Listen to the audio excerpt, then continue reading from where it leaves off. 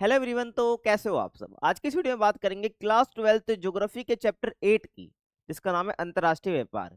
और ये chapter book first रहने वाला है। बुक 2 में भी आपका सेम चैप्टर है, लेकिन वो इंडिया के कंटेक्स्ट में आपको बता रखा है।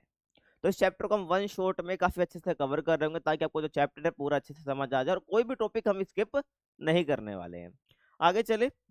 अगर आपको फ्री पीडीएफ नोट्स चाहिए तो कहाँ मिल जाएंगे? टेलीग्राम पर मिल जाएंगे, जिसका नाम है क्लास 12 ईएसपी न्यू ग्रुप। आप ज्वाइन कर सकते हैं।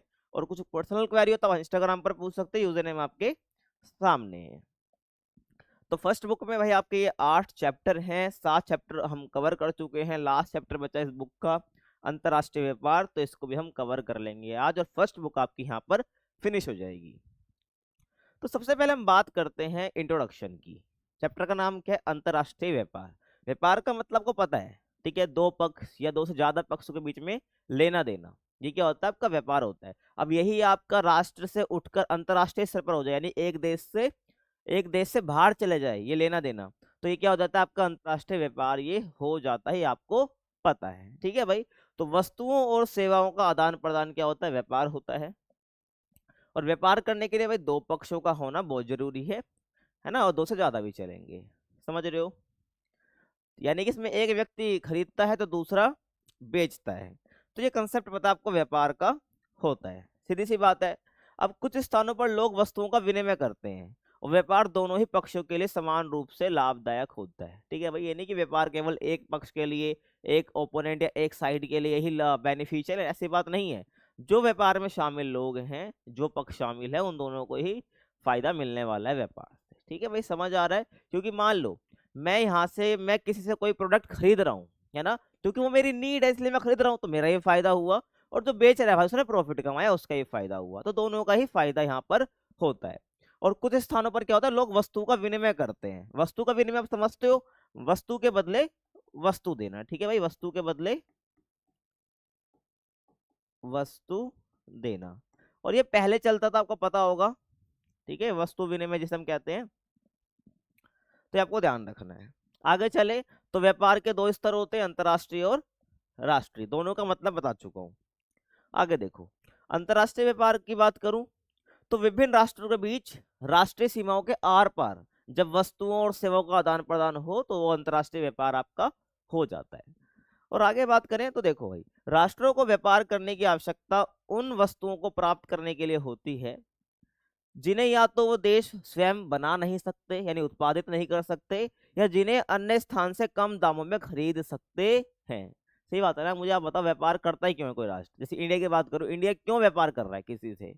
चीन से या कोई रशिया से या अदर कोई कंट्री है, उससे क्यों ट्रेड कर रहा है, व्यापार क्यों कर रहा है? क्योंकि वो खुद यहाँ पर नहीं बना सकता है। इंडिया वो चीज खुद इंडिया के अंदर नहीं बना सकता है, या मान लो बना भी सकता है तो बहुत कॉस्टली लग रहा है। लेकिन जितना कॉस्ट लगेगा इंडिया में खुद बनाने में, उससे कम दाम पे वो बाहर से खरीद ले रहा है। तो इसी वजह से क्या होता है, अंतरराष्ट्रीय व्यापार को कह सकते हैं पुश मिलता है, ठीक है? इसका जन्म हो जाता है, समझ रहे हो? आगे चलते हैं। विनिमय व्यवस्था क्या है? विनिमय व्यवस्था तो मैंने आपको बता चुका हूँ। पहले टाइम पे क्या होता था, यानी कि आदिम समाज में व्यापार के लिए जैसे आज के टाइम की बात करूँ, व्यापार के लिए अपने पास करेंसी है, करेंसी देते हैं, हमें जो सामान चाहिए हम ले लेते हैं, पता है आपको। लेकिन स्टार्टिंग के टाइम पे आदिम समाज में कोई एक्सचेंज के लिए कोई एक जरिया नहीं हुआ करता था, जैसे कि आज मनी है, करेंसी, उस टाइम पे नहीं हुआ करता था।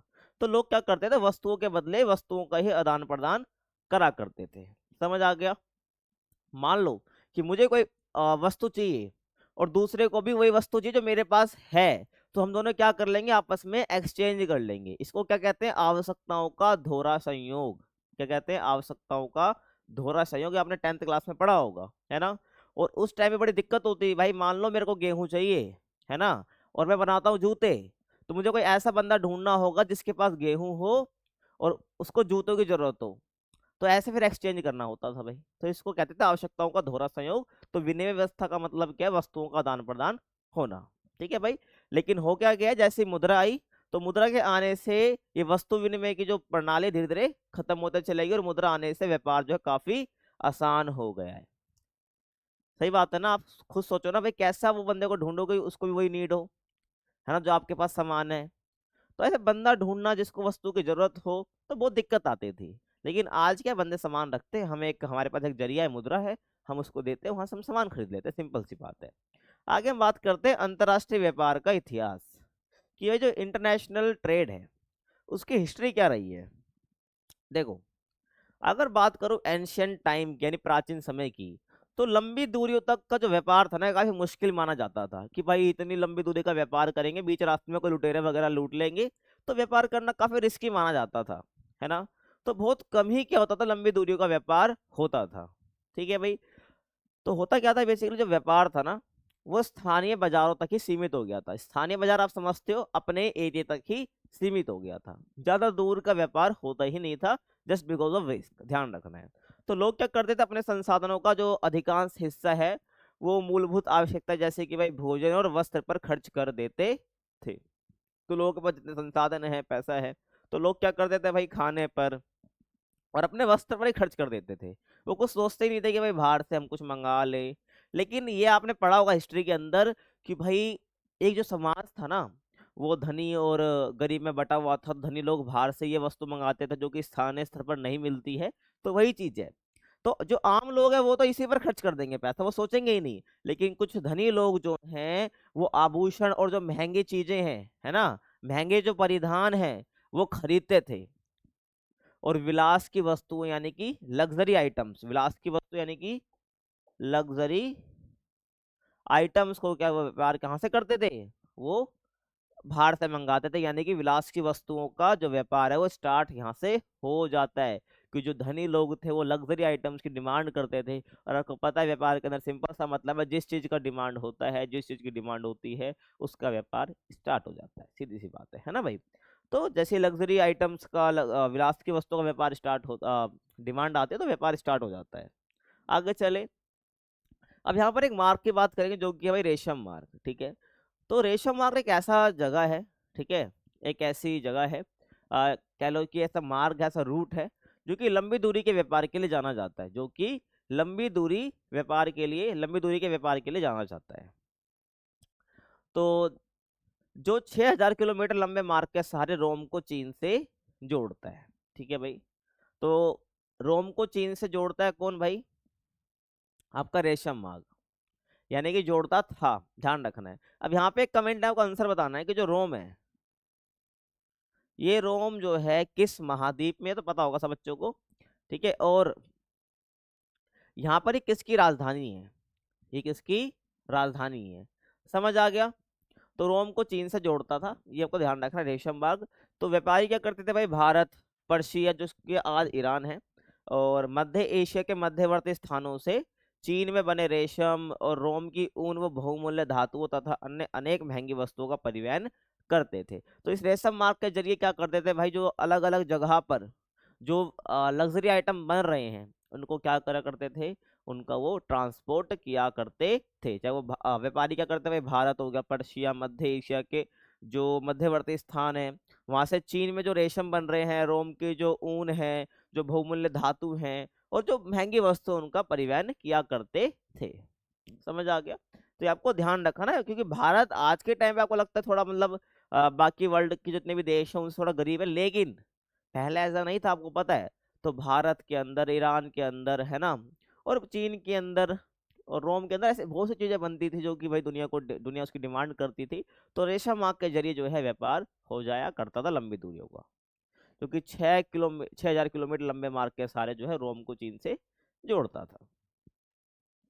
आगे चले, रोमन साम्राज्य के विखंडन के पश्चात 12वीं और 13वीं शताब्दी के दौरान यूरोपीय वाणिज्य में वृद्धि हो जाती है ना भाई। तो आपको पता, आपने पढ़ा होगा 11th की हिस्ट्री में कि रोमन साम्राज्य का, हाँ भाई, पतन हो जाता है। तो जैसे ही रोमन साम्राज्य खत्म हो जाता है, तो 12वीं और 13वीं शताब्दी में क्या होता है कि जो यूरोपीय वाणिज्य है, यानी यूरोपीय जो व्यापार एक तरह से, उसमें हमें एक ग्रोथ देखने को मिलती है। ठीक है। और समुद्रगामी युद्ध पोतों के विकास के साथ ही यूरोप तथा एशिया के बीच व्यापार बढ़ा और अमेरिका की खोज हुई। है ना। मुझे अब ये बताओ कि भाई, कि अमेरिका की खोज किसने करी, अमेरिका की खोज किसने की, खोज किसने, क्यों मुझे अगर आपको पूरी स्टोरी पता है अमेरिका की खोज कैसे हुई, ठीक है, किसने करी, तो वो भी आप कमेंट में बता सकते हो। ठीक है। तो जैसे ही अब होता क्या है, अब रोमन साम्राज्य का विखंडन हो गया है, तो जो जितने भी समुद्रगामी युद्ध पोत हैं, है ना, ऐसे नाव कह सकते हैं, ऐसे जहाज जो समुद्र में चलने वाले हैं, जो युद्ध में भी यूज कर लेते हैं। तो समुद्रगामी युद्ध पोतों के विकास के साथ साथ क्या होता है, यूरोप और एशिया के बीच, ठीक है, यूरोप और एशिया के बीच क्या होता है, व्यापार भी बढ़ने लग जाता है। और जैसे व्यापार बढ़ता है उसी के साथ जो है अमेरिका की भी खोज हो जाती है। आगे चले, और जैसे ही 15वीं शताब्दी आती है तो 15वीं शताब्दी से यूरोपीय उपनिवेशवाद शुरू हो जाता है। मतलब ये दूसरी जगहों पे जाके उनको अपने कब्जे में ले लेने लग गया, ठीक है, यूरोप, यानी कि उसको अपना गुलाम बनाने लग गया। और विदेशी वस्तुओं के साथ ही व्यापार के एक नए स्वरूप का उदय हुआ जिसे हम कहते हैं दास व्यापार।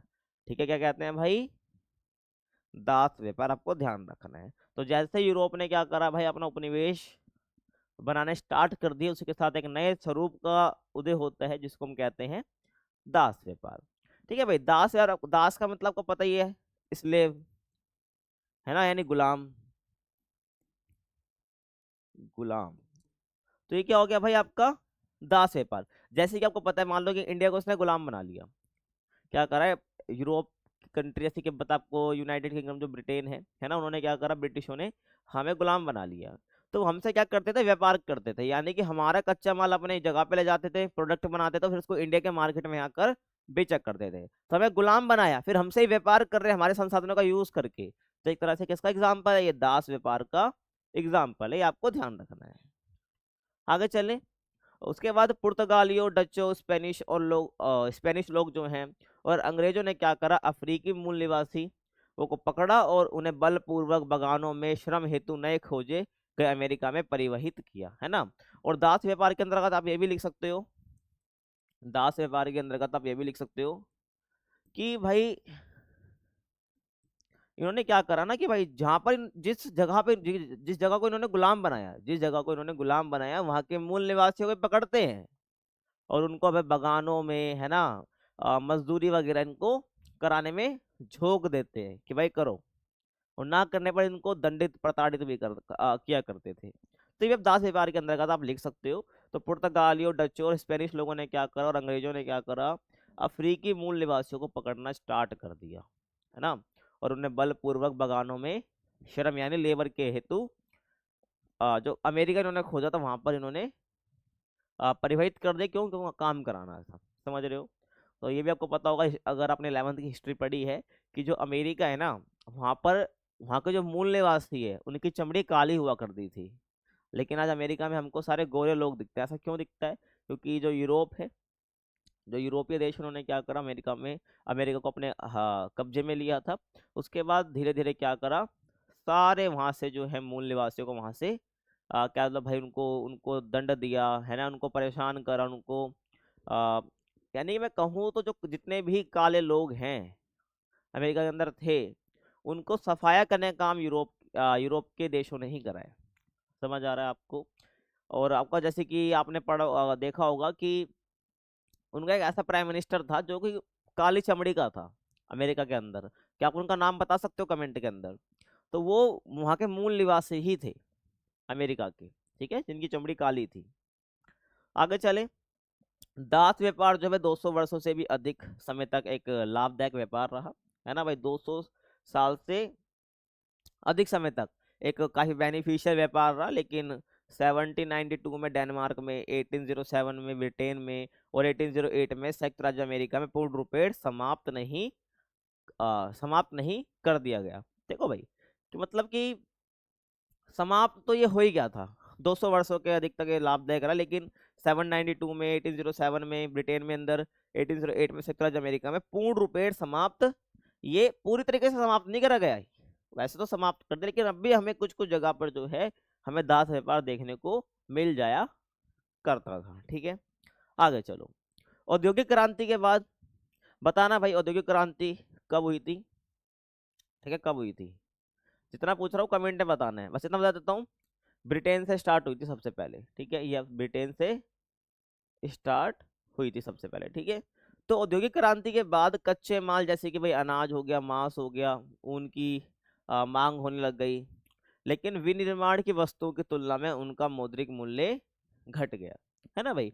तो जैसे ही अपनी इंडस्ट्रियलाइजेशन रेवोल्यूशन यानी कि औद्योगिक क्रांति खत्म स्टार्ट होती है, उसके बाद जैसे कच्चे माल मैंने आपको बताया, अनाज हो गया, मांस हो गया, उनकी मांग यहाँ पर बढ़ जाती है। इन जो कच्चे माल को बता रहा हूँ, इनकी मांग एक पीक पर पहुंच जाती है, बहुत ज्यादा बढ़ जाती है।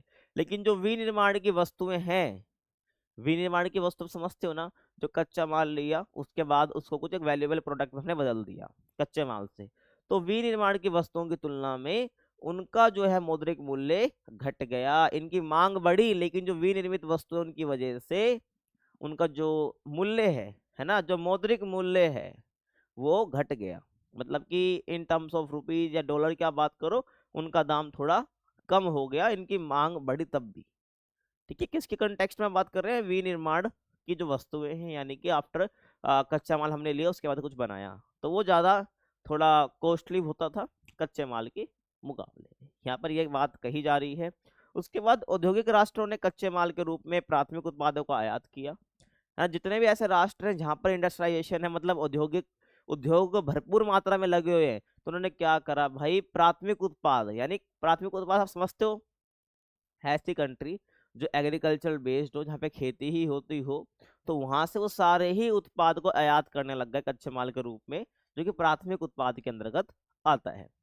और मूल्य परक तैयार माल को वापस अनऔद्योगिकीकृत राष्ट्रों में निर्यात कर दिया गया, है ना भाई। तो ऐसे राष्ट्र जो कि भाई प्राथमिक क्रियाकलाप में सब लोग लगे हुए हैं, वहां से आयात करा कच्चा माल, जितने भी खेती के प्रोडक्ट होते हैं वो कच्चे माल में ही आते हैं, जो कि औद्योगिकरण जहाँ पे हो रखा है वो देश ले लेते हैं, है ना। उसके बाद उससे एक वैल्यूएबल प्रोडक्ट बना के, है ना, मूल्य परक वस्तु तैयार करके वापस उसी देश में भेज देते हैं, निर्यात कर देते हैं जहां से उनको आयात हुआ था प्राथमिक उत्पाद। ठीक है भाई, और ध्यान रखना, और यहाँ पर ज्यादा प्रॉफिटेबल कौन होगा, ठीक है, इस केस में ज्यादा प्रॉफिटेबल कौन होगा, जिसने निर्यात करा है, जिसने जिस राष्ट्र ने निर्यात करा है, ध्यान रखना।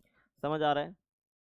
उसके बाद आगे बात करूं, 19वीं शताब्दी के उत्तरार्ध में, यानी जैसे 19 शताब्दी की बात आती है, तो उसके बाद की बात यहाँ पर हो रही है, तो प्राथमिक वस्तुओं का उत्पादन करने वाले प्रदेश अधिक महत्वपूर्ण नहीं रहे। जैसे कि भाई 19वीं शताब्दी कब से कब तक होती है, 1801 से लेकर 1900, तो इसके बाद का टाइम जो आता है, उस टाइम पर ऐसे देश जो कि भाई प्राथमिक उत्पादों का उत्पादन कर रहे हैं, वो इतने इंपॉर्टेंट नहीं रही। ये नहीं भाई कह रहा बिल्कुल इंपॉर्टेंट नहीं रहे, इतने इंपॉर्टेंट नहीं रहे जितने पहले थे, और औद्योगिक राष्ट्र एक दूसरे के मुख्य ग्राहक बन गए। तो यहाँ पर क्या हुआ, एक ए देश है, ये भी आई से दिखा रहा हूँ, ठीक है ना, यानी कि ये भी इंडस्ट्रियलाइजेशन यहाँ पर अच्छा हो रखा है, और बी में भी अच्छा क्या हो रखा है भाई, इंडस्ट्रियलाइजेशन यानी कि औद्योगिकरण हो रखा है।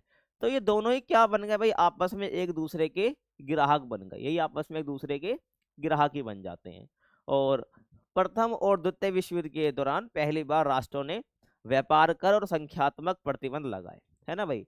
तो जैसे ही आपका पहला विश्व युद्ध हो गया, दूसरा विश्व युद्ध हो गया, है ना, यानी कि इसी के पहले विश्व युद्ध के टाइम पे भी, दूसरे विश्व युद्ध के टाइम पे भी, तो राष्ट्रों ने पहली बार क्या लगाया भाई, व्यापार कर लगाया। क्या लगाया, व्यापार कर लगाया। मतलब कि अगर तुम्हें हमसे व्यापार करना है तो कुछ टैक्स देना पड़ेगा, ठीक है, और संख्यात्मक प्रतिबंध भी लगा। और वो प्रतिबंध कैसे भी हो सकते हैं, चाहे वो अब वो सीमा शुल्क भी हो सकता है ना, कि भाई अगर तुम हमारे यहाँ पर व्यापार करोगे और हमारी बाउंड्री यानी हमारी टेरिटरी सीमा में एंटर करोगे ट्रेड के लिए, व्यापार के लिए, तो तुमको इतना यहाँ पर क्या देना पड़ेगा, टैक्स यानी कर देना पड़ेगा। तो इसकी भी स्टार्ट हो गई है, ये भी स्टार्ट हो गया। और विश्व युद्ध के बाद के समय के दौरान व्यापार और शुल्क हेतु सामान्य समझौता, जिसको हम बोलते हैं GATT जैसे संस्थाओं ने, जो कि बाद में विश्व व्यापार संगठन में बदल जाता है, ठीक है भाई, इसके बारे में आएंगे आगे, यहाँ पे नहीं बता रहा मैं।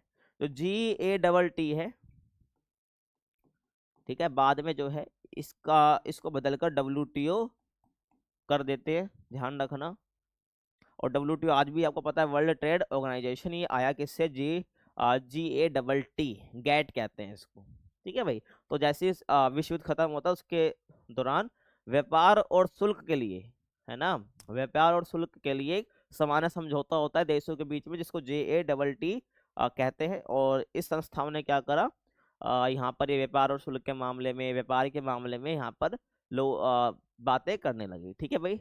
और उनके बीच में कोई विवाद है तो उसको सुलझाने में लग गई। फिर बाद में इसको बदलकर WTO कर दिया गया। समझ आ गया। और मैं बता दिया जितने व्यापार से रिलेटेड जितने भी कह लो कि भाई राष्ट्रों के बीच में विवाद है उसको सुलझाने का काम ये करती थी, चाहे वो शुल्क को घटाने का ही मसला क्यों ना हो। आगे चले। आगे हम बात करते हैं व्यापार जो है अस्तित्व में कैसे आया। जो अंतर्राष्ट्रीय व्यापार है ये अस्तित्व में क्यों है। देखो, अंतर्राष्ट्रीय व्यापार जो है ना, इसका अस्तित्व में आने के पीछे का बहुत कारण है। आप मुझे बताओ, ये आप एक देश के अंदर कि वो सारी वस्तु आप बना सकते हो जो आपको नीड है? नहीं बना सकते ना, आप नहीं बना पाओगे। क्यों? क्योंकि हर देश के पास वैसी कंडीशन नहीं है कि वो सारा गुड, सारा सामान वो बना पाए जिसकी उसे जरूरत है ना। अब ऐसी कोई कंट्री बहुत कह लो उसको बहुत अच्छा है, कह सकते हैं एक कह सकते हैं पुश मिला है, जहाँ पर सारे ही संसाधन उपलब्ध है, जहाँ पर वो बहुत तरह के जो सामान है वो बना पा रही हैं, ठीक है। और बहुत कम उनको क्या है बाहरी देश से व्यापार करना पड़ रहा है। लेकिन एट द एंड सब कंट्री के पास ऐसा भाग्य नहीं होगा, लक नहीं होगा। तो क्या करना पड़ेगा, जो वो खुद उत्पादन नहीं कर सकते उसको वो बाहर से व्यापार करना ही पड़ेगा। इस वजह से क्या है, अंतर्राष्ट्रीय व्यापार अस्तित्व में है। ठीक है भाई, ध्यान रखना। तो अंतर्राष्ट्रीय व्यापार जो है भाई अर्थव्यवस्था को लाभान्वित करता है, जितनी भी अर्थव्यवस्थाएं देश की और विश्व की। और हर प्रकार का विशिष्टीकरण व्यापार को जन्म दे सकता है, ठीक है भाई। हर देश अपने आप में एक विशिष्टीकरण रखता है उत्पाद में, क्योंकि इंडिया भाई वो किसी और चीज के लिए जाना जाएगा, अमेरिका किसी चीज के लिए जाना जाएगा, है ना, चीन किसी और गुड्स के लिए जाना जाएगा। तो वही बात है। तो ये विशेष जो ये अंतर्राष्ट्रीय व्यापार है ना, ये विशिष्टीकरण का ही परिणाम है। और जो विशिष्टीकरण है यही जो है अंतर्राष्ट्रीय व्यापार को जन्म दे सकता है। इस प्रकार जो अंतर्राष्ट्रीय व्यापार है वो वस्तुओं और सेवाओं के तुलनात्मक लाभ, परिपूरकता और हस्तांतरणता पर क्या होता है, आधारित होता है ना भाई। जो अंतर्राष्ट्रीय व्यापार है वो किस पर होता है, तुलनात्मक लाभ, है ना भाई। जो लाभ है वो तुलनात्मक रूप से मिलता है, कि किसी को ज्यादा मिलता है किसी को कम मिलता है, बट मिलता है ना। परिपूरकता, है ना भाई। परिपूरकता का मतलब है जो व्यापार कर रहे हो आपस आपस में एक दूसरे के पूरक होते हैं, और दोनों एक दूसरे पर डिपेंडेंट होते हैं। कोई कच्चे माल के लिए डिपेंड होता है तो कोई तैयार माल के लिए डिपेंडेंट होता है, यानी परिपूरकता दोनों में रहती है। और हस्तांतरणता, है ना भाई, यानी कि लेन देन चलता रहता है दो देशों के बीच में, 3 से 4 देशों के बीच में। तो हस्तांतरणता का मतलब यही होता है। तो ये तीन चीज जो बता रहा हूँ ना मैं आपको, अंतर्राष्ट्रीय व्यापार में हमें देखने को मिलती है। यूं कह लीजिए कि अंतर्राष्ट्रीय व्यापार इन तीन चीजों पर क्या होता है, इन तीन सिद्धांतों पर आधारित होता है। और सिद्धांत ये व्यापारिक भागीदारों को समान रूप से लाभदायक होना चाहिए, है ना।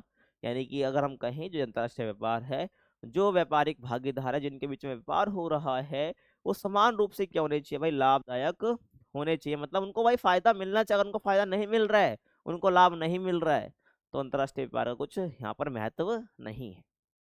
समझ आ रहा है। आगे चलो।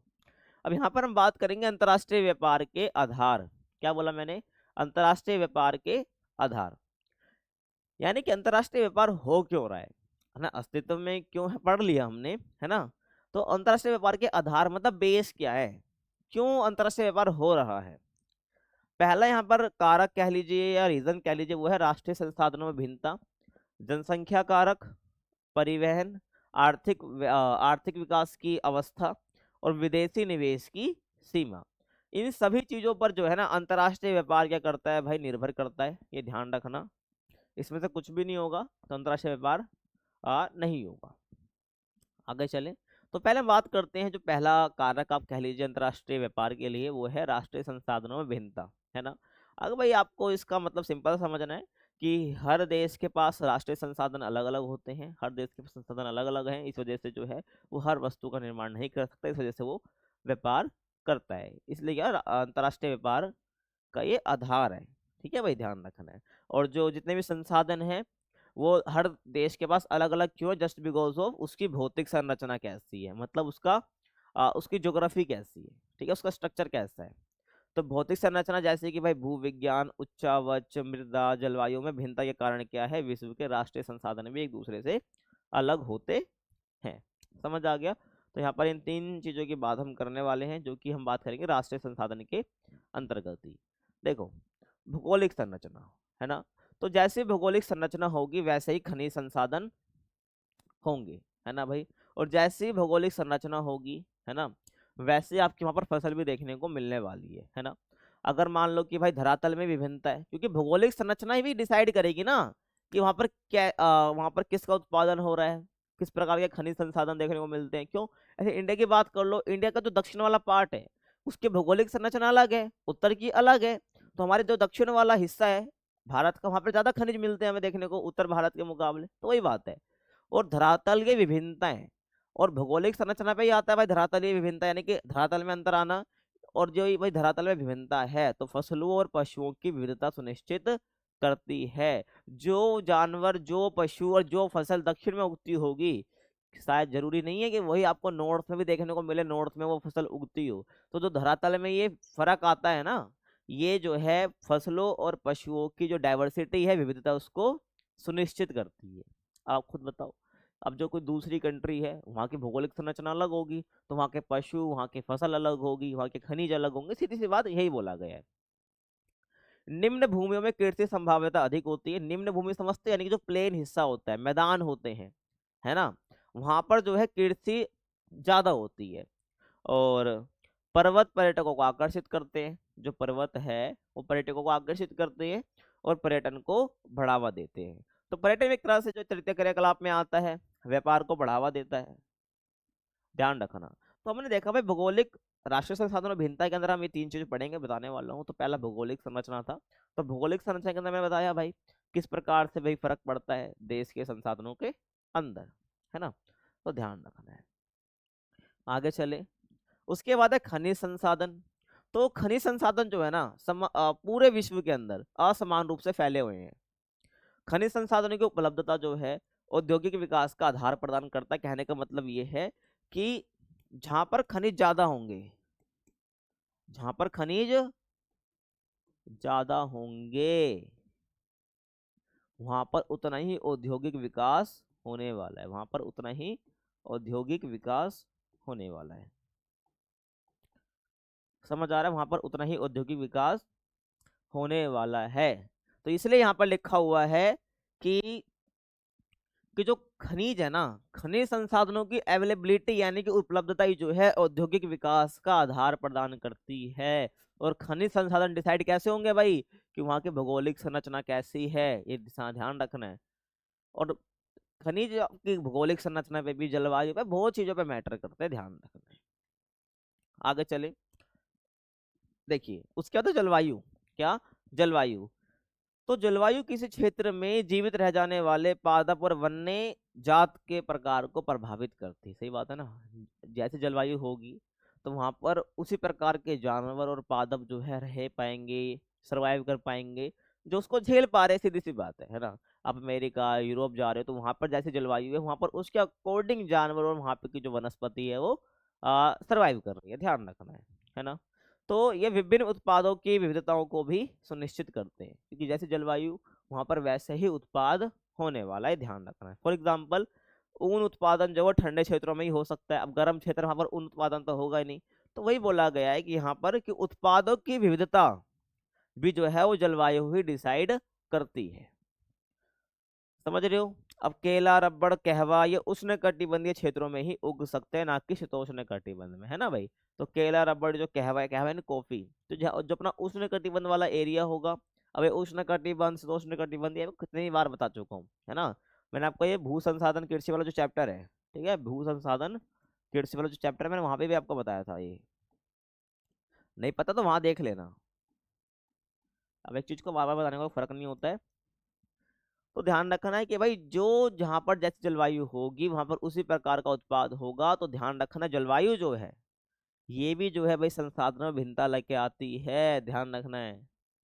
और संसाधनों में भिन्नता आ रही है तो अंतर्राष्ट्रीय व्यापार होगा ही होगा। और जलवायु की वजह से जो उत्पादों के अंदर हमें डाइवर्सिटी देखने को मिलती है, जब ये तो होता है कि कोई कैसा उत्पाद बना रहा है, कोई कैसा उत्पादन वहां पर हो रहा है जिस वजह से व्यापार हो रहा है। आई होप तुमको समझ आया होगा। उसके बाद हम बात करते हैं जनसंख्या कारक।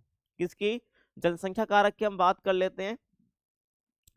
तो भाई जनसंख्या तो मेन फैक्टर है, क्योंकि जनसंख्या जितनी ज्यादा होगी उतनी ही डिमांड होगी, जनसंख्या जितनी ज्यादा होगी उतना ही व्यापार की डिमांड होगी, कह लो व्यापार उतना ही विकास करेगा, व्यापार उतना ही विकास करने वाला है। ठीक है। तो जनसंख्या का आकार, वितरण और उनकी विविधता, यानी कि जनसंख्या कितनी डाइवर्सिफाइड है, एक ही प्रकार की जनसंख्या की बात नहीं कर रहा मैं, जनसंख्या कितनी डाइवर्सिफाइड है, उनकी विविधता कितनी है, मतलब लोगों के कल्चर, उनकी जाति धर्म जो आप कहना चाहो, उनकी भाषा, है ना, उनका रहन सहन, है ना, तो वो सब जो है इनकी विविधता के अंदर आ जाता है। तो विविधता जो है व्यापार की गई वस्तुओं के प्रकार और मात्रा को प्रभावित करता है। तो किसी देश के अंदर जिस प्रकार की जनसंख्या है, किस आकार, कितनी आकार मतलब है कितनी ज्यादा जनसंख्या है ना, किस प्रकार से फैली हुई है, उसकी विविधता कैसी है, तो वही क्या करती है भाई, वस्तुओं का प्रकार क्या होगा भाई, किस प्रकार की वस्तुओं का व्यापार होने वाला है ना, किस मात्रा में होने वाला है, ये डिसाइड करता है, ध्यान रखना। आगे देखो भाई, सांस्कृतिक कारक की बात कर लूं क्या, जनसंख्या कारक के अंदर ही हम बात कर रहे हैं क्या, सांस्कृतिक कारक की, क्योंकि भाई जनसंख्या की बात आएगी तो सांस्कृतिक कारक भी पढ़ना पड़ेगा, संस्कृति की बात आएगी आएगी। तो हमने पढ़ा कि भाई बहुत सी संस्कृतियां हुई हैं जहाँ में कला और हस्तशिल्प के विभिन्न रूप विकसित हुए हैं। हस्तशिल्प समझते हैं, जो हाथों से वस्तु बनाई जाती है। तो कला के, हस्तशिल्प के बहुत सारे रूप हमने देखे हैं जिन्हें विश्व भर में सराहा जाता है, मतलब उनकी तारीफ करी जाती है। फॉर एग्जाम्पल, चीन द्वारा जो है भाई, जो उत्पादित उत्तम कोटि का पार्सलिन है, पार्सलिन क्या होता है, ये चीनी मिट्टी का बर्तन होता है। ईरान के जो कालीन है, ईरान के जो कालीन है, ठीक है, ईरान के जो कालीन है ना, जो चीनी मिट्टी के बर्तन है चीन के, तो ये जो है ना काफी फेमस है, ये काफी फेमस है, दुनिया भर में इनको सराहा जाता है, तो दुनिया भर के लोग इनकी डिमांड भी करते हैं, दुनिया भर में जो लोग हैं इस चीज की डिमांड भी करते हैं, ध्यान रखना है। तो ये सांस्कृतिक कारक है। और आगे देखो, उत्तरी अफ्रीका का चमड़े का काम, और इंडोनेशिया जो है बटीक वस्त्र, बटीक वस्त्र यानी कि छीट वाला बहुमूल्य हस्तशिल्प है, यानी जो हाथों से बनाया जा रहा है। तो हम आपने देखा कि हर देश की जो जनसंख्या है वो कैसी है, वो उनकी संस्कृति के अकॉर्डिंग उन्होंने क्या करा है, कुछ ना कुछ ऐसा उत्पादन कर लिया है, ऐसा उत्पाद बना लिया है जिसको पूरे विश्व भर में सराहा जा रहा है, उनकी डिमांड भी आ रही है। समझ रहे हो, जैसे कि आपने देखा होगा, जो आपने डोरेमोन देखा होगा ना, वो सुनियो क्या कहता था कि मेरे डैडी ये वहां से लेके आए हैं, मेरे डैडी ये वहां से लेके आए हैं। क्यों लेके आया, वो ऐसा क्यों ग्लोरीफाई कर रहा है उस जगह को, क्योंकि वो जगह जो है ना उस उत्पाद के लिए जानी जा रही है, वो जो जगह है उस उत्पाद के लिए जानी जा रही है, क्योंकि वहाँ का वो कल्चर के अकॉर्डिंग बनाई गई है और वो दुनिया भर में फेमस है। इसलिए वहां पर क्या हुआ ना, दोस्तों के बीच में अपना रौब जमाने के लिए वो ऐसा बोलता था। हाँ, तो उसको यहाँ से आप कनेक्ट कर सकते हो। आगे चले, उसके बाद जनसंख्या का आकार, सघन बसाव वाले देशों में आंतरिक व्यापार अधिक होता है, सीधी सी बात है, जनसंख्या जहाँ पर बहुत ज्यादा है वहां पर आपको आंतरिक व्यापार ज्यादा देखने को मिलेगा। ऐसी बात नहीं है भारी व्यापार ज्यादा होगा, भारी व्यापार नहीं होगा, होगा, लेकिन बोला क्या जाता है कि जितना जनसंख्या ज्यादा होगी तो आंतरिक व्यापार ज्यादा होने के चांस ज्यादा रहते हैं, और बाह्य व्यापार कम परिमाण वाला होता है, मतलब ये कम मात्रा में होता है, क्योंकि जो कृषि और जो औद्योगिक उत्पाद है उनका अधिकांश जो कह लीजिए भाई खपत है, वो स्थानीय बाजारों में ही हो जाता है।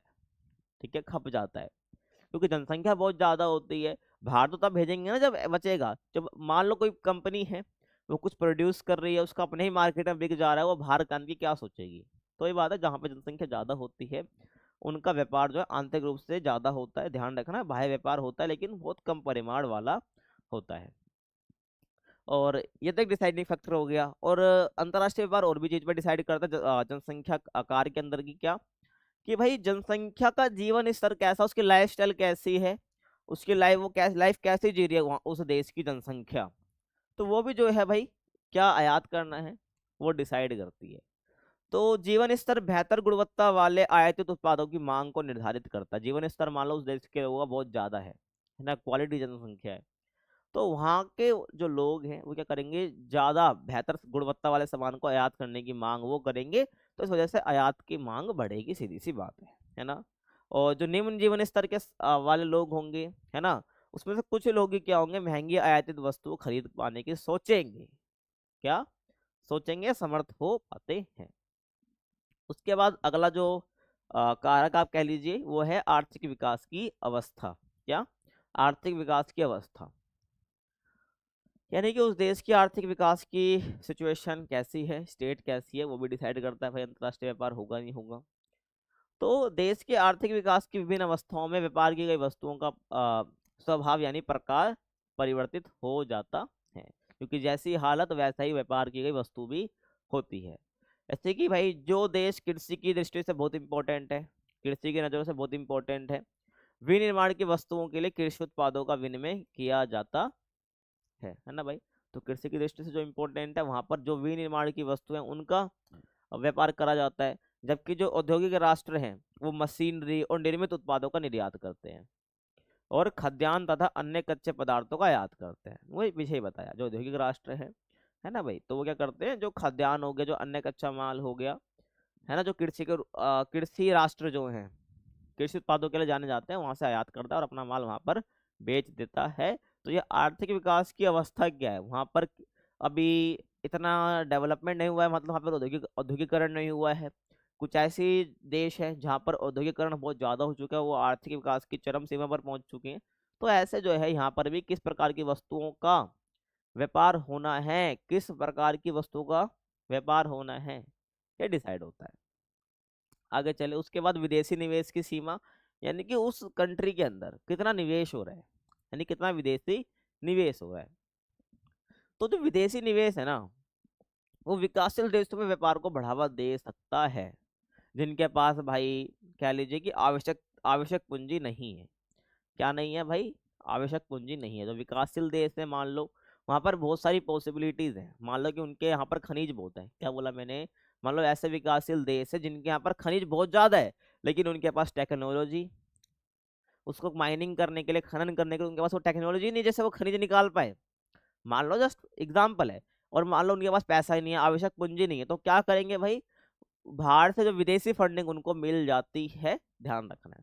तो विकासशील देशों के विकास को बढ़ावा दे सकता है विदेशी निवेश।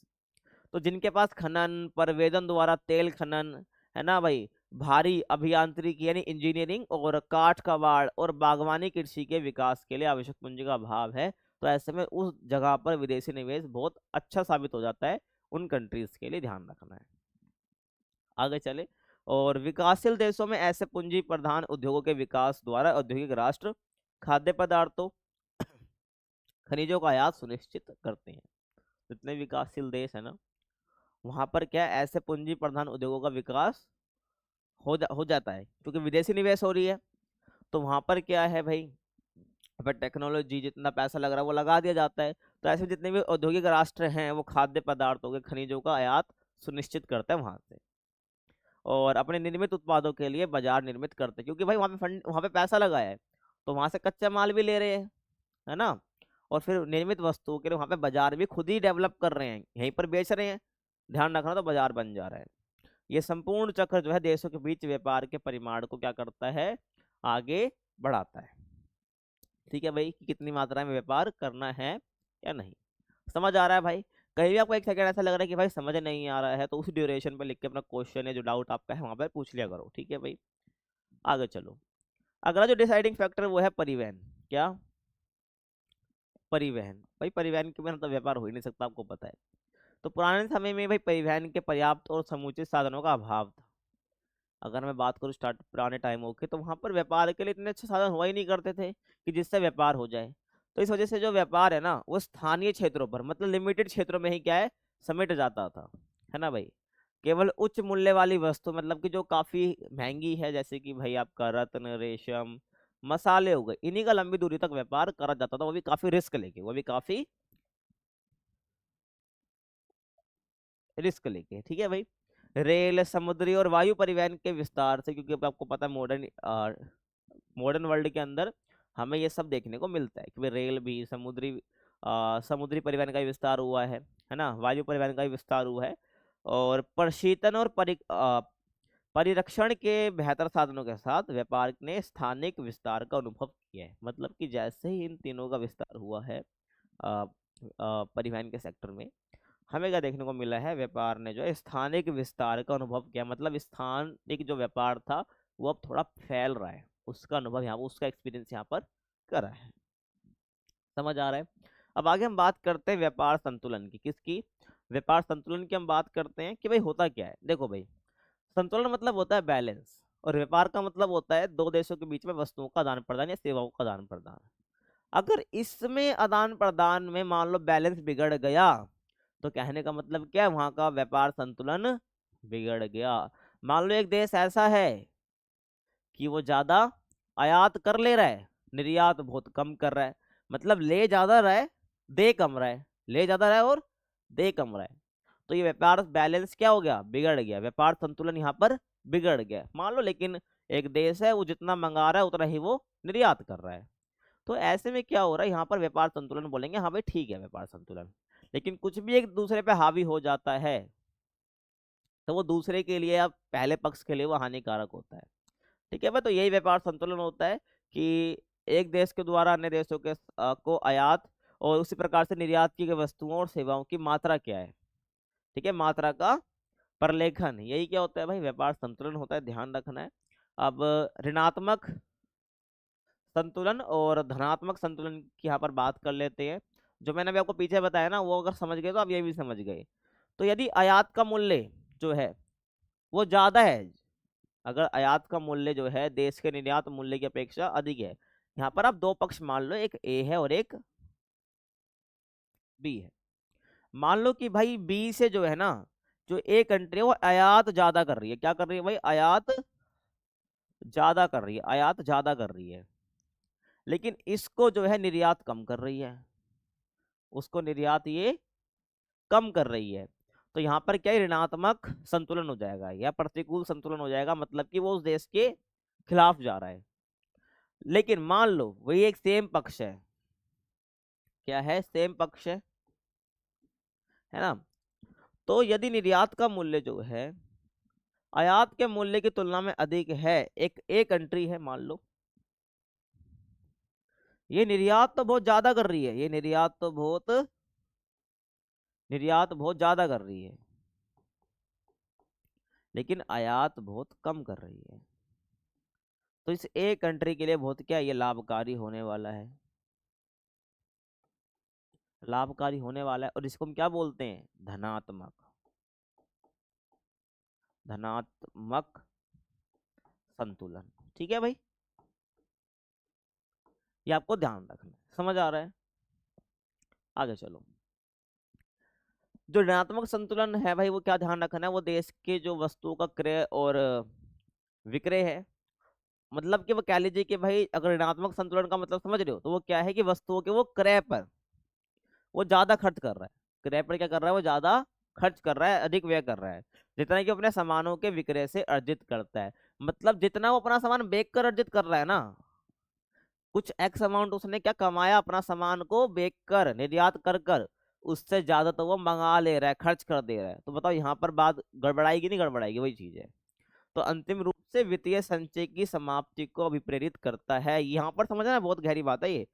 वित्तीय संचय को क्या करता है, वित्तीय संचय की समाप्ति को प्रभावित करता है या अभिप्रेरित करता है। आप खुद सोचो ना भाई, कि भाई वो जिससे मंगा रहा है वो ज्यादा मात्रा में मंगा रहा है और बेच कम मात्रा में रहा है, बेच कम मात्रा में रहा है, यानी कि पूंजी जो है उसके पास आ कम रही है, और वो पूंजी जो है भाई ज्यादा खर्च कर रहा है। तो एक टाइम पे क्या आएगा, क्योंकि व्यापार जो होता है ना, अंतरराष्ट्रीय व्यापार, वो डॉलर में होता है वो क्या होता है, डॉलर में होता है, वो विदेशी मुद्रा में होता है। तो भाई वो जितनी मुद्रा उसके पास आ रही है विदेशी मुद्रा, उससे ज्यादा तो वो खर्च कर दे रहा है, उससे ज्यादा तो वो खर्च कर दे रहा है। तो क्या होगा, यहाँ पर वित्तीय संचय जो है उसका जो ने पैसा रख रखा है वो समाप्त हो जाएगा धीरे धीरे, ध्यान रखना है, समझ आ रहा है। नेक्स्ट हम बात करते हैं अंतरराष्ट्रीय व्यापार के प्रकार की। तो दो प्रकार होते हैं भाई, द्विपार्श्विक व्यापार और बहुपार्श्विक व्यापार। नाम से क्लैरिफाइड है भाई, ध्यान रखना, ऐसा अंतरराष्ट्रीय व्यापार जिसमें केवल दो ही पक्षों या दो देशों के बीच में हो रहा हो, तो वो क्या होता है भाई, अपना द्विपार्श्विक व्यापार होता है। लेकिन वही व्यापार जो है मान लो कि भाई बहुत ज्यादा देशों के बीच में हो रहा है, 3 से 4 देशों के बीच में, 5 से 6 देशों के बीच में, तो इसको हम क्या बोलेंगे, बहुपार्श्विक व्यापार हम बोलते हैं। ठीक है भाई, यानी कि वही देश अन्य अनेक देशों के साथ व्यापार कर रहा है ना। मान लो कि एक कंट्री है, वो बी के साथ व्यापार कर रहा है, वो सी के साथ भी व्यापार कर रहा है, वो डी के साथ भी कर रहा है, तो ये क्या एक तरह से बहुपार्श्विक व्यापार है, क्योंकि यहाँ पर अब दो पक्ष नहीं रहे, यहाँ पर पक्ष जो है यहाँ पर बढ़ गए हैं। तो समझ आ रहा है कि बहुपार्श्विक व्यापार यानी बहुत से व्यापारिक देशों के साथ व्यापार करना। तो ये क्या हो जाता है आपका बहुपार्श्विक हो जाता है, और ऊपर बता दिया आपका द्विपार्श्विक क्या है। अब नेक्स्ट हम बात करते हैं मुक्त व्यापार की स्थिति, है ना। थोड़ा पीछे ही मैंने आपको बताया क्या कि पहले ना प्रतिबंध लगाने लग गए। सेकेंड वर्ल्ड वॉर के टाइम पे, फर्स्ट वर्ल्ड वॉर के टाइम पे उन्होंने क्या कर दिया, प्रतिबंध लगाना स्टार्ट कर दिया व्यापार पर, कुछ कर लगाने लग गए। तो ये मुक्त व्यापार क्या है, अगर आपको वो समझ आया तो आपको ये समझ आ जाएगा। फिर कुछ टाइम बाद क्या होने लगा, लोगों ने व्यापार को बढ़ावा देने के लिए जो सीमा शुल्क होता है ना, जो व्यापार कर लगाते जिससे व्यापार में बाधा आ जाती है ना, उसको हटा देते हैं। उसको हम क्या बोलते हैं, मुक्त व्यापार की स्थिति हम बोलते हैं। तो यही यहाँ पर लिखा हुआ है कि व्यापार के लिए अर्थव्यवस्थाओं को खोलना, है ना। ठीक है, आपको पता होगा अगर कोई कंट्री है अर्थव्यवस्था को खोल रही है, यानी कि अपनी अर्थव्यवस्था को, अपनी कंट्री को खोल रही है दूसरे कंट्री के साथ व्यापार करने के लिए, इसको हम क्या बोलते हैं, उदारीकरण बोलते हैं। उदारीकरण बोलते हैं, और उदारीकरण को इंडिया ने 1991 में अपनाया था, ये आपको पता होगा। ठीक है, जिसको हम बोलते हैं LPG, लिबरलाइजेशन, प्राइवेटाइजेशन, ग्लोबलाइजेशन। ठीक है भाई, तो जो एल है ना, एल ये लिबरलाइजेशन, इससे को हम क्या बोलते हैं, उदारीकरण बोलते हैं। तो उदारीकरण को इंडिया ने 1991 में अपनाया था, यानी कि अपनी अर्थव्यवस्था को दूसरे देशों के साथ व्यापार करने के लिए खोल दिया था। तो व्यापार के लिए अर्थव्यवस्थाओं को खोलने का कार्य मुक्त व्यापार अथवा व्यापार उदारीकरण के रूप में जाना जाता है ना भाई। अपनी अर्थव्यवस्था को खोलना यानी किसके लिए जाना जाता है, ये मुक्त व्यापार, या अपनी या व्यापार का उदारीकरण इसको हम कहते हैं। ठीक है भाई, तो यह कार्य क्या होता है, जितने भी व्यापारिक अवरोध होते हैं, ठीक है, जितने भी ट्रेड बैरियर होते हैं उसको हटा देते हैं, जैसे कि सीमा शुल्क। ठीक है, क्या सीमा शुल्क को कम कर देते हैं या बिल्कुल खत्म कर देते हैं।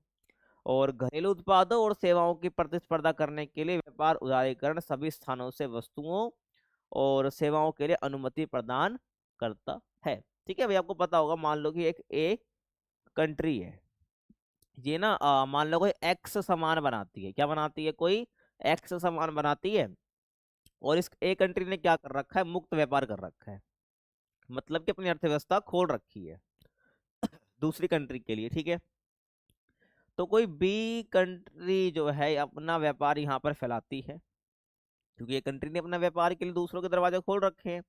तो यहाँ पर बी जो कंट्री यहाँ पर वो भी क्या करती है, एक्स प्रोडक्ट का, एक्स सामान का प्रोडक्शन करने लग जाती है। लग गई भाई।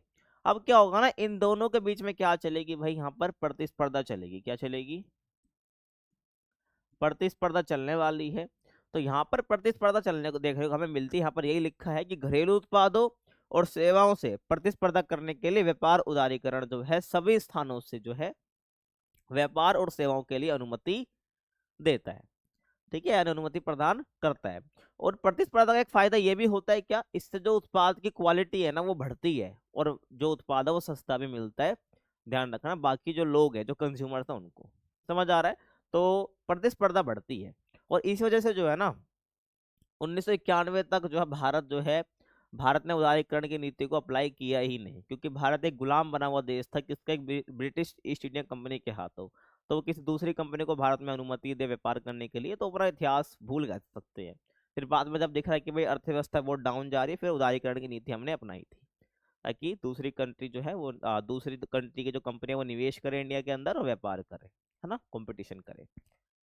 समझ आ गया। आगे सुनो भाई। भूमंडलीकरण और मुक्त व्यापार जो है विकासशील देशों की अर्थव्यवस्था को उन पर प्रतिकूल थोपते हुए उन्हें विकास के समान अवसर ना देकर बुरी तरह से प्रभावित कर सकता है। ठीक है भाई, भूमंडलीकरण आपको पता है क्या होता है, ग्लोबलाइजेशन कहते हैं इसको, वैश्वीकरण भी कहते हैं। और मुक्त व्यापार जो है ना, ये विकासशील देशों की जो अर्थव्यवस्था, विकासशील देश समझ से जो विकास कर रहे हैं उनकी अर्थव्यवस्थाओं के उन पर क्या प्रतिकूल थोपते हुए, प्रतिकूल मतलब कि उनके अगेंस्ट में थोपते हुए उनके विकास और उनको विकास के समान अवसर नहीं देते हैं। क्योंकि क्या होता है ना कि जो अमीर देश हैं, यानी जो विकसित देश हैं, ठीक है, वो तो अपना प्रोडक्ट, पी से प्रोडक्ट दिखा रहा हूँ, वो बेच देते हैं किसमें, विकासशील देशों में, ठीक है, विकासशील देशों में, ठीक है। लेकिन ये जो विकासशील देशों का जो प्रोडक्ट है, इसके लिए विकासशील देशों का जो प्रोडक्ट है उसको जो है ये अपने मार्केट में बेचने नहीं देते हैं ये अमीर कंट्रीज या विकसित देश, ठीक है, विकसित कंट्रीज। समझ आ रहा है भाई आपको? तो यही होता है। अब इससे क्या है भाई, ये तो अपना माल इनके बाजार में बेच दे रहे हैं, बट ये अपना माल यहाँ पर नहीं बेच पा रहे क्योंकि ये अपनी अर्थव्यवस्था खोल ही नहीं रहे हैं विकासशील देशों के लिए। तो इसलिए जो है ये जो विकासशील देश है, इनको इन पर क्या है, वैश्वीकरण का, है ना, और मुक्त व्यापार का बहुत बुरा प्रभाव पड़ता है। अब यहाँ पर एक चीज आपको ध्यान रखनी है, एक टर्म आपको ध्यान रखना है, डंप करना। एग्जाम में कई बार आया है एमसीक्यू में कि भाई डंप करना क्या होता है, ध्यान सुनना। तो लागत की दृष्टि से नहीं, मतलब कि कॉस्ट की दृष्टि से नहीं, बल्कि अलग अलग कारणों से, अलग अलग कीमत की किसी वस्तु को दो देशों में विक्रय करने की जो प्रथा है उसको हम क्या कहते हैं, डंप करना कहता है, ठीक है भाई, करना कहलाती है। तो अलग अलग कीमत की किसी वस्तु को दो देशों में विक्रय करना मतलब बेचना, समझ रहे हो? तो ये क्या होता है, डंप होता है, ध्यान रखना। अब नेक्स्ट हम बात करते हैं विश्व व्यापार संगठन यानी WTO। मैंने आपको पीछे बताया था ना GATT, वो यहाँ पर बताऊंगा आपको, ठीक है भाई, ध्यान रखना। तो क्या ध्यान रखना है कि 1948 की बात है कि भाई विश्व को उच्च सीमा शुल्क और विभिन्न प्रकार की अन्य बाधाओं को दूर करने के लिए यहाँ पर एक कह लो संस्था की जरूरत महसूस होती है। तो यहाँ पर वो क्या बना लेते हैं, GATT बना लेते हैं, GATT नामक संस्था बना लेते हैं, गेट जिसे कहते हैं। इसकी फुल फॉर्म क्या होती है भाई, general agreement on trade and tariff, ठीक है भाई, जनरल एस एग्रीमेंट, ठीक है, ऑन ट्रेड एंड टैरिफ, तो ट्रेड एंड टैरिफ TT, समझ रहे हो? तो इसका गठन करा जाता है, लेकिन जो है एक इतनी सफल कह लो ये ना हुई हो, ठीक है भाई, ये उच्च सीमा शुल्क को कम करवाने में। तो होता क्या है कि 1994 में जो GATT में सदस्य शामिल थे, उन्होंने क्या करा, देशों के द्वारा राष्ट्रों के बीच मुक्त और निष्पक्ष व्यापार को बढ़ाने के लिए और प्रोन्नत करने के लिए, मतलब और डेवलप करने के लिए एक स्थायी संस्था के निर्माण के का सोचा या निश्चय किया, है ना भाई? कि यहाँ पर समझ रहे हो मैं क्या कह रहा हूँ? ठीक है, बना लिया, ये अस्थायी संस्था थी, तो उन्होंने सोचा कि भाई 1994 में जितने भी शामिल देश थे कि एक स्थायी संस्था बनाते हैं, ठीक है, जो कि क्या है, व्यापार को आसान कर दे, निष्पक्ष व्यापार को बढ़ावा दे, ठीक है भाई। तो इसलिए क्या करते हैं भाई कि जनवरी 1995 से, क्या जनवरी 1995 से जो गैट है वो विश्व उसको क्या है, विश्व व्यापार संगठन में बदल दिया जाता है। तो जो ये GATT है नामक संस्था थी, इसी का नाम बदलकर इसको बदलकर WTO कर दिया जाता है, वर्ल्ड ट्रेड ऑर्गेनाइजेशन, ठीक है भाई, ध्यान रखना है। तो विश्व व्यापार संगठन एक ऐसा अंतरराष्ट्रीय संगठन है जो दो राष्ट्रों के बीच वैश्विक नियमों का व्यवहार करता है, ठीक है भाई। दो राष्ट्र है, उनके मध्य या मान लो जितने भी सदस्य देश हैं उनके मध्य जितने भी वैश्विक नियम है, वो किसी एक देश के लिए नहीं, वैश्विक आधार पर जो नियम बन रखे उसका व्यवहार अमल में लाता है, अप्लाई करवाता है, ठीक है।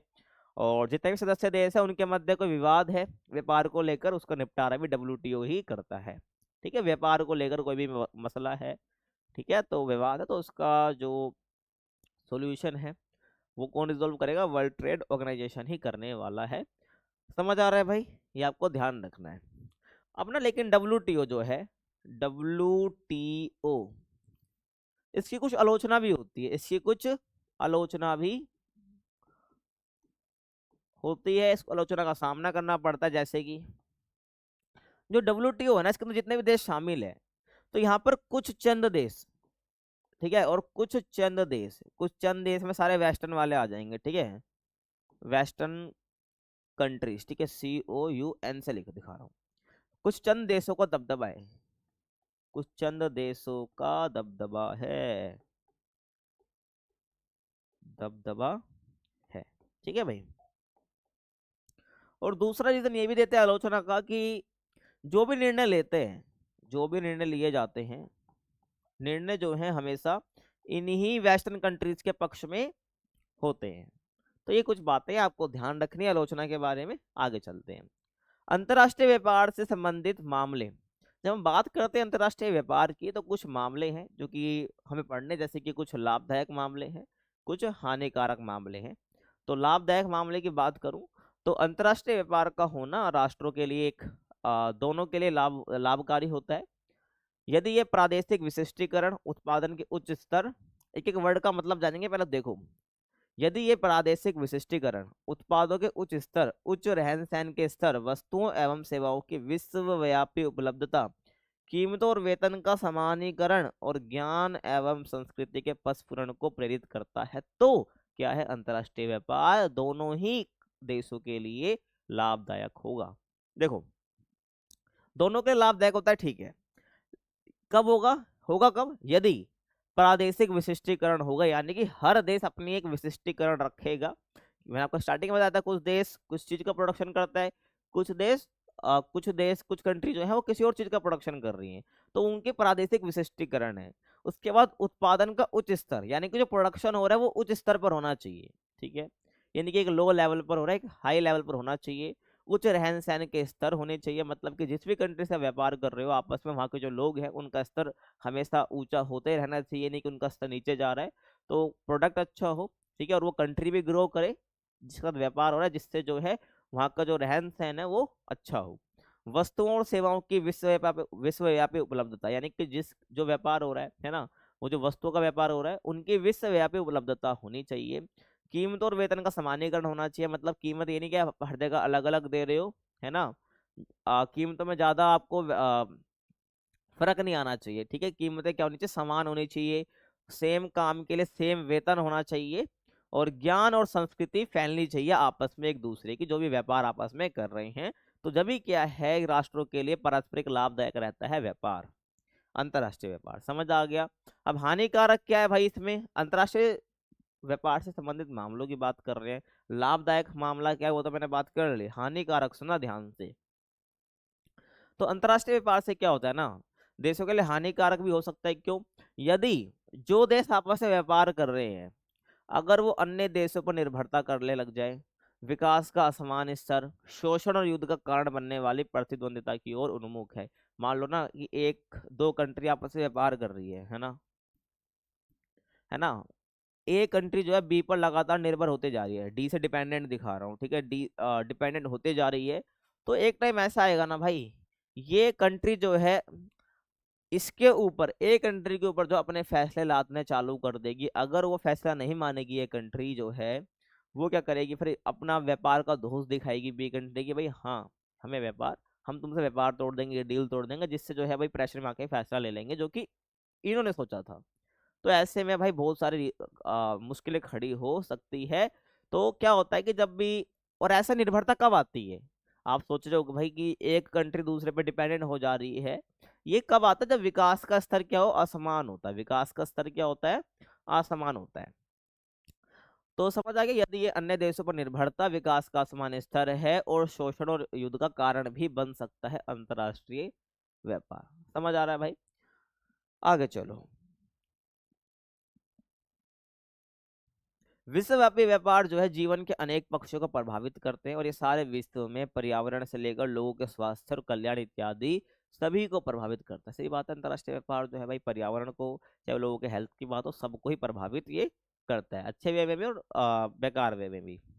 अब देखो, जैसे कि जैसे जैसे देश अधिक व्यापार के लिए प्रतिस्पर्धी बनते जा रहे हैं, है ना भाई, आपको पता है व्यापार के लिए देश आपस में कॉम्पिटिटर बनते ही जा रहे हैं, उत्पादन और प्राकृतिक संसाधनों का उपयोग बढ़ता जा रहा है, क्योंकि जितना ज्यादा व्यापार होगा उतना ही ज्यादा जितने भी संसाधन हैं, उनकी खपत बढ़ेगी, है ना। क्योंकि आज व्यापार में इतना हो चुका है कि लोग क्या कर रहे हैं, जो इंडस्ट्रियलिस्ट हैं वो प्राकृतिक संसाधनों का दबा के क्या कर रहे हैं भाई, उसका उपयोग कर रहे हैं। और संसाधनों के नष्ट होने की दर जो है, जो उनके पुनर्भरण की दर है, पुनर्भरण का मतलब है कितनी जल्दी उनको फिर से पुनरुत्पादित किया जा सकता है। तो संसाधनों को नष्ट करने का जो रेट है वो ज्यादा है वापस आने के रेट से। समझ आ गया? ये ध्यान रखना है। अब नेक्स्ट हम बात करते हैं पत्तन की, ठीक है, यानी पोर्ट्स की। किसकी भाई? पोर्ट्स की। लास्ट टॉपिक है, ध्यान सुनना भाई, ठीक है। तो अंतरराष्ट्रीय व्यापार की दुनिया के मुख्य प्रवेश द्वार क्या है? पोताश्रय या पत्तन है, जहां से जो है व्यापार होता है, ठीक है। और पत्तन से जो व्यापार है वो समुद्री मार्गों के जरिए होता है। किससे होता है भाई? समुद्री मार्गों के जरिए होता है। समझ रहे हो? तो यहाँ पर जो है सामान उतारने लादने का यहाँ पर जो है क्या कहते हैं से हमें यहाँ पर फैसिलिटीज मिलती है। ठीक है। तो इन्हीं पत्तनों के द्वारा क्या होते हैं, जहाजी माल और यात्री जो है विश्व के एक भाग से दूसरी भागों को में जाते हैं। ठीक है, ध्यान रखना। आगे चलें। पत्तन जो है जहाज के लिए गोदी हो गया, लादना उतारना भंडारण के लिए सुविधाएं प्रदान करते हैं। ठीक है भाई, गोदी का मतलब यही होता है, लादना उतारना, सामान को भंडारण के लिए जगह देना, तो ध्यान रखना है। तो पत्तन जहाज के लिए ये सब जो है सुविधाएं प्रदान करते हैं। क्वेश्चन कई बार आया है भाई कि पत्तन को प्रवेश द्वार क्यों कहा जाता है, तो ये सब बातें लिखनी है, ध्यान रखना। एक पत्तन के महत्व को नौभार के आकार, निपटान किए गए जहाजों की संख्या द्वारा सुनिश्चित किया जा सकता है ना भाई। अगर हमें बात करनी है कि एक पत्तन की इंपॉर्टेंस क्या है, कि एक जो पत्तन पत्तन तो बहुत सारे वर्ल्ड के अंदर, इंडिया के अंदर ही बहुत सारे पत्तन है, 12 लेकिन मेन है। तो पत्तन कितना इंपॉर्टेंट है, कोई पत्तन कितना इंपॉर्टेंट है, वो डिसाइड कैसे होगा? कि उसके नो भार का आकार क्या है, मतलब वो कितना भार का सामान जो है वो निपटा रहा है, और कितने जहाजों की संख्या को वो फ्री कर रहा है फटाफट, है ना। और कितना बिजी वो क्या है अपना पत्तन यानी पोर्ट है, वो डिसाइड करता है वो पत्तन कितना इंपॉर्टेंट होगा। एक पत्तन द्वारा निपटाया गया नौभार उसके पृष्ठ प्रदेश के विकास के स्तर का सूचक होता है। ठीक है भाई। तो एक पत्तन द्वारा जो निपटाया गया नौभार है ना, वो उसके पृष्ठ प्रदेश का विकास का स्तर क्या ही दिखाता है। पृष्ठ प्रदेश क्या होते हैं? पृष्ठ प्रदेश आप समझ सकते हो कि भाई उस पत्तन से कौन कौन से राज्य जुड़े हुए हैं, कौन कौन से राज्य जुड़े हुए हैं। ठीक है, जो कि क्या है भाई, अपना सामान जो है वो इन्हीं पत्तनों के द्वारा जो है भेजते हैं, इन्हीं पत्तनों के द्वारा भेजते। समझ आ गया? तो पृष्ठ प्रदेश जो है पत्तन वो होते हैं जो कि उस राज्य से जुड़े होते हैं, जो कि व्यापार उन्हीं पत्तनों से कर रहे होते हैं, है ना। जैसे कि मान लो मुंबई पत्तन है तो पूरा महाराष्ट्र हो गया, मध्य प्रदेश, आंध्र प्रदेश, तो जितने भी आसपास के राज्य हैं वो अपने व्यापार की वस्तु जहां उनको भेजनी होती है बाहर, वो इन्हीं इसी पत्तन का यूज करेंगे, तो वो सारे उसके पृष्ठ प्रदेश हो जाएंगे। समझ आ गया? पतन के प्रकार की बात कर लेते हैं। तो निपटाए गए नौ भार के अनुसार हम पतनों के प्रकार की बात करें तो औद्योगिक पतन होता है, वाणिज्यिक पतन होता है, विस्तृत पतन होता है। ठीक है, पहले इन तीन पतनों की बात हम कर लेते हैं। तो औद्योगिक पत्तन, तो ये पत्तन जो है थोक नौ भार के लिए विशेषीकृत होते हैं। ऐसे अनाज, चीनी, अयस्क, तेल, रसायन और इसी प्रकार के पदार्थ का जो थोक में यानी बहुत बल्क में क्या कर रहे हैं भाई, उसको दूसरी जगह पे ले जा रहे हैं, ला रहे हैं, है ना। ठीक है भाई, ये कहते हैं थोक नौ भार। जो थोक नौ भार के लिए जाने जाते हैं इन सब, और ये सब पदार्थ का यहाँ पर व्यापार होता है, तो उसको हम बोलते हैं औद्योगिक पत्तन, ये ध्यान रखना है आपको।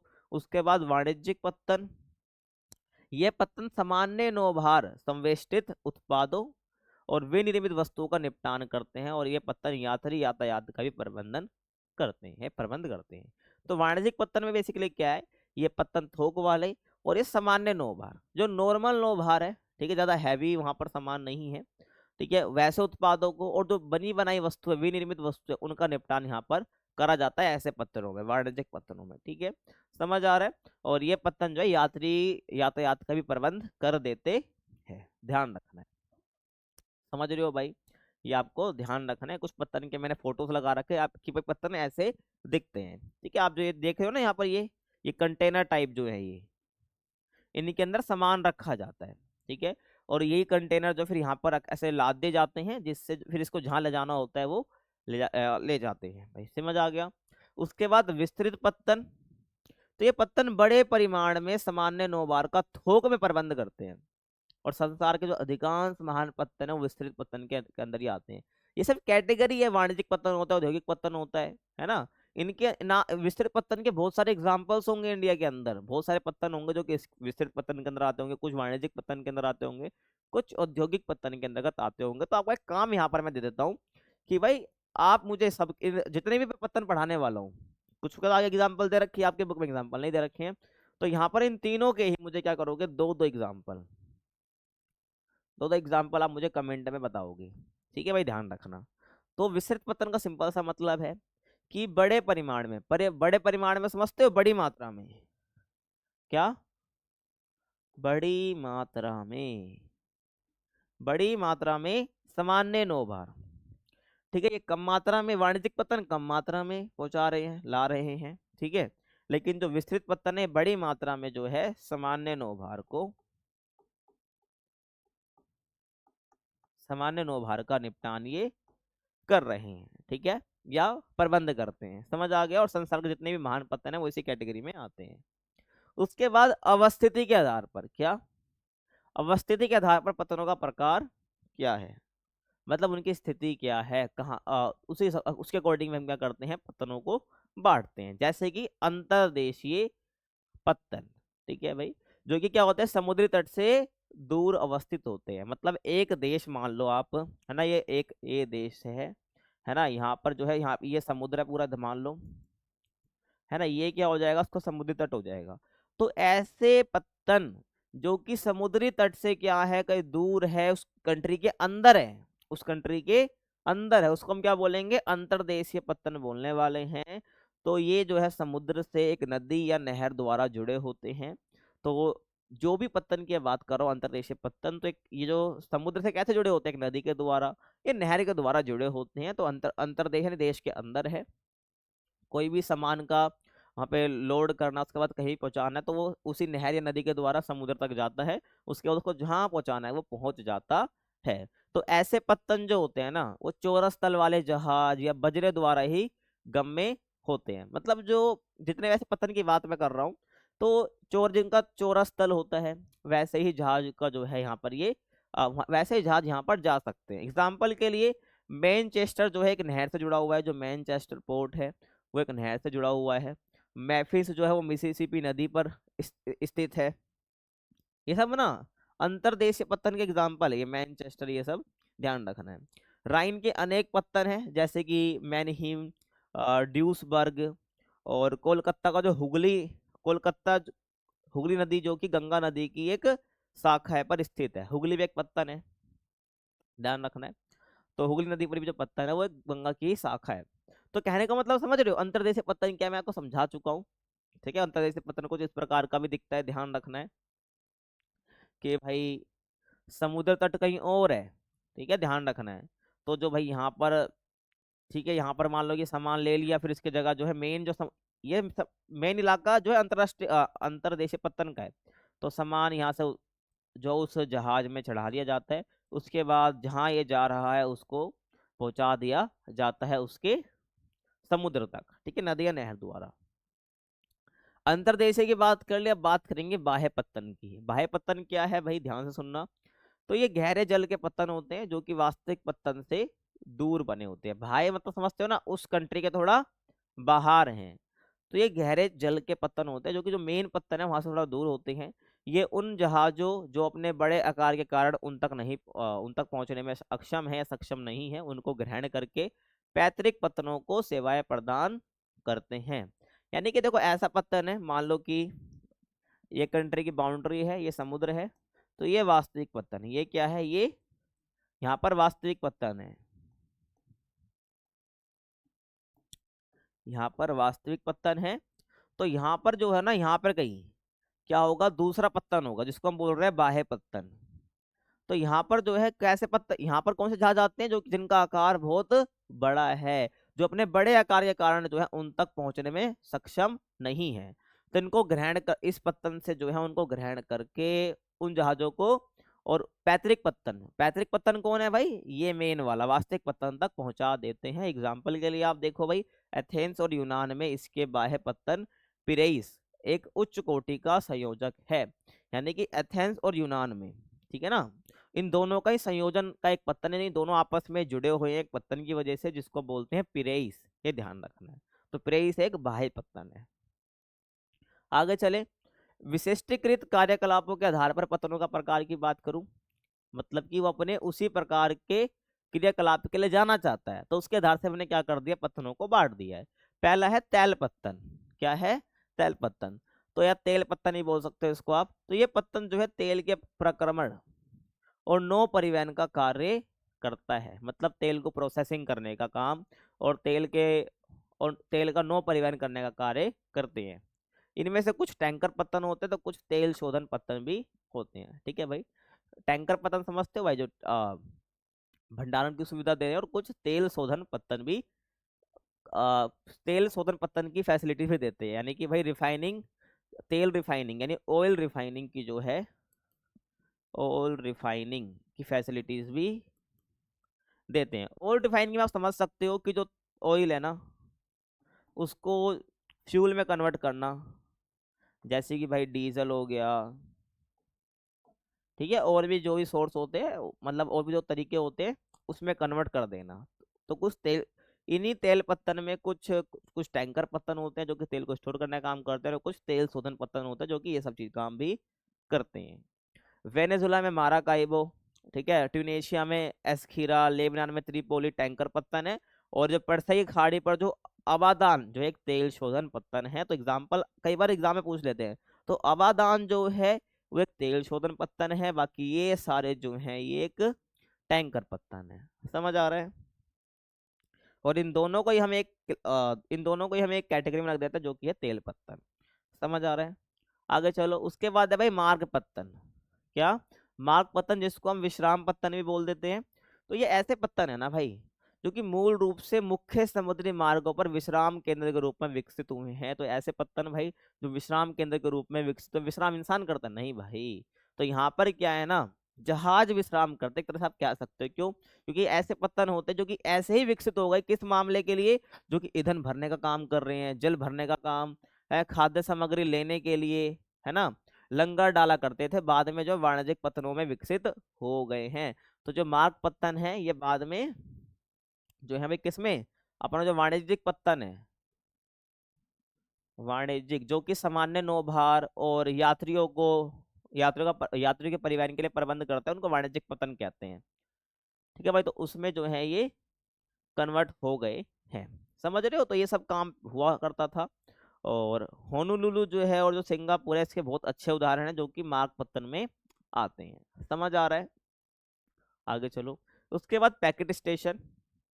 पैकेट स्टेशन क्या है? तो पैकेट स्टेशन को हम फेरी पत्तन भी कहते हैं, कई बार एग्जाम में आया है ये। तो ये पैकेट स्टेशन जो है ना विशेष रूप से छोटी दूरियों को तय करते हुए जलीय क्षेत्रों को आर पार जो है डाक और यात्रियों के परिवहन यानी आवागमन से जुड़े होते हैं।